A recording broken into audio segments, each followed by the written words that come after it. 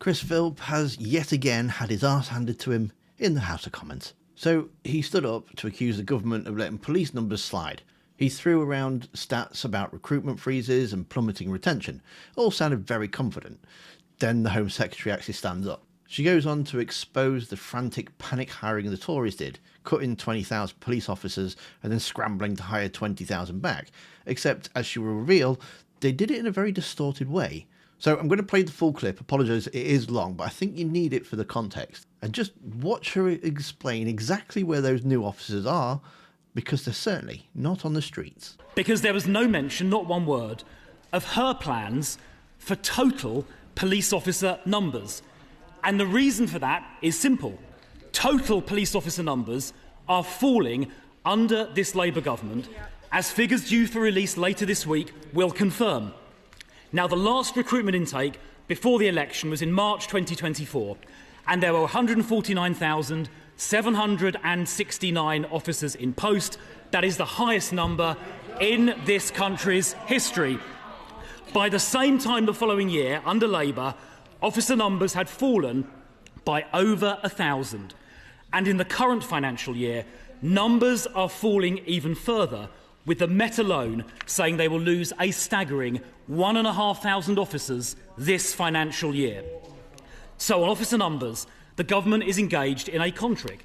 They are transferring officers away from crime investigation, away from 999 response and away from other teams into neighbourhood teams. So they can say neighbourhood numbers are going modestly up, but total police officer numbers are falling.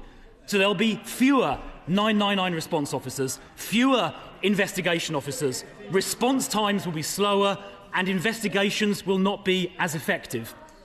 The Home Secretary can set targets and make announcements, but the fact is she is presiding over falling total police numbers, and the public will be less safe as a result.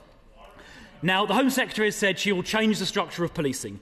Briefings over the weekend say this reorganisation will be complete in, and I had to double-check this, 2034, nearly a decade away. But we have a crime crisis today. Shoplifting and phone theft are both surging upwards under this government, and shoplifting is now at the highest level ever.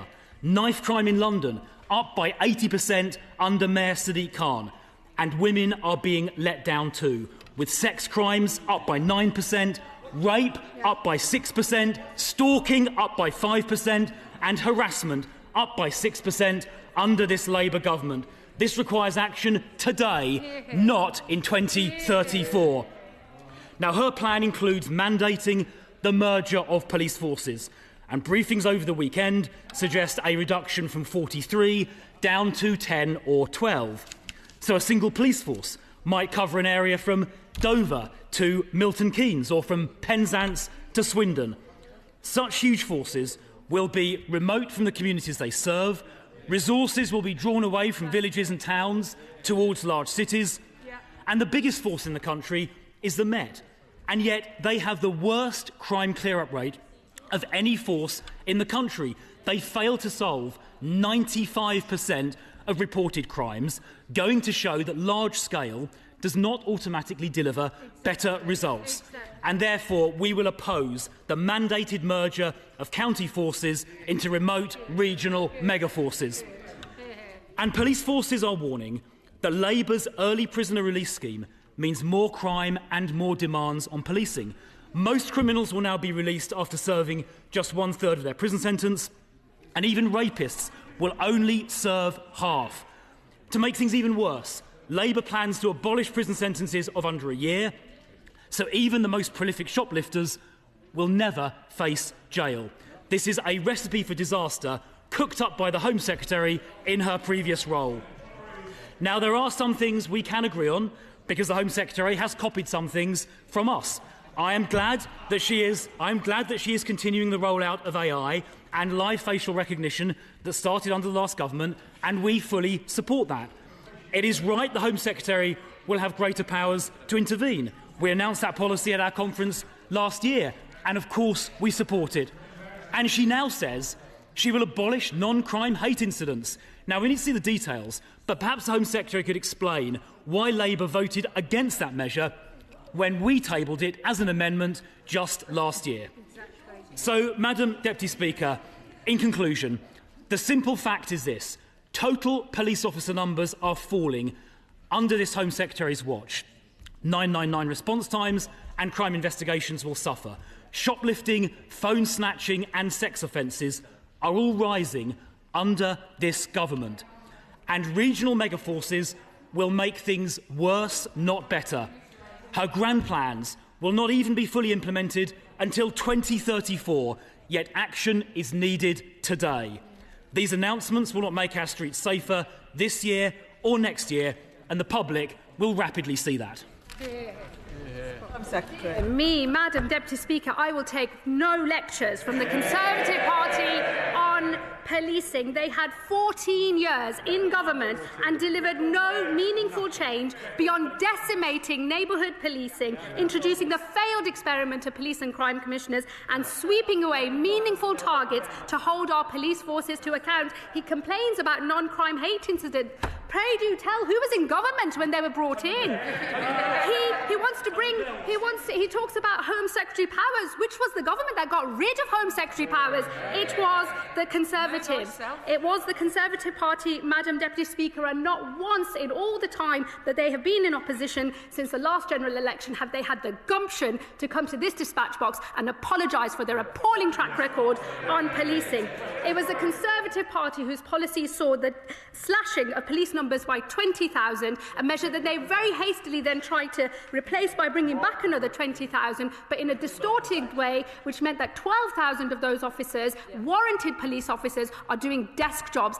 If the Shadow Home Secretary, I do ask him, read the detail of the White Paper and really reconsider whether he wants to stand against everything in that White Paper, because he cannot possibly believe that it is a good idea for warranted police officers to be doing desk jobs. He cannot possibly think it's fine for 250 of those warranted police officers to be in HR and 200 of them to be in admin support. I cannot believe that even he, with all of his lack of attention to detail, thinks that that is a good idea. And I do urge him and those that sit behind him to perhaps reconsider whether they are going to stand against the policies unveiled in this White Paper. One thing, Madam Deputy Speaker, that I really must urge he looks at again carefully is on regional police forces. He knows full well, because I know he'll have looked at the White Paper, that those regional forces will have within them local police areas who can then concentrate on policing their local communities right down to the neighbourhood level. The only reason I am bringing in this new model of policing is to protect neighbourhood policing, something that was decimated on the Conservative Party's watch.